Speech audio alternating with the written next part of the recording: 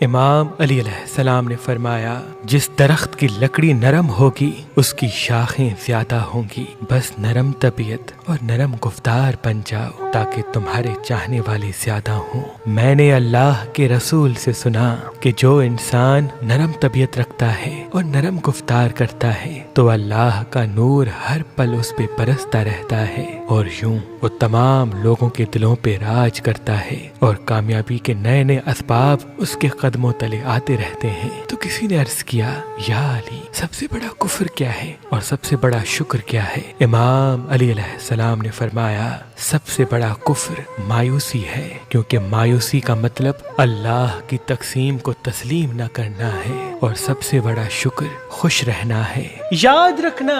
میں نے اللہ کے رسول سے سنا، جو انسان مایوسی سے دور رہتا ہے، اللہ کے دیے گئے کم رزق پہ خوش رہتا ہے، تو اللہ اس کے تھوڑے اعمال پہ راضی ہو جاتا ہے، اور روز محشر اپنے فرشتوں کو حکم دے گا کہ اے میرے فرشتوں، یہ ہے وہ انسان جو اپنی زندگی میں خوش رہا کرتا تھا، میری تھوڑی دی گئی نعمتوں پہ مطمئن رہتا تھا۔ آج جنت کی تمام نعمتیں اس کے قدموں تلے رکھو، کیونکہ یہ اپنی زندگی میں خوش رہتا تھا، اور آج میں اس کا اللہ اس سے راضی ہوں، اور آج میں اس کا اللہ اس سے راضی ہوں۔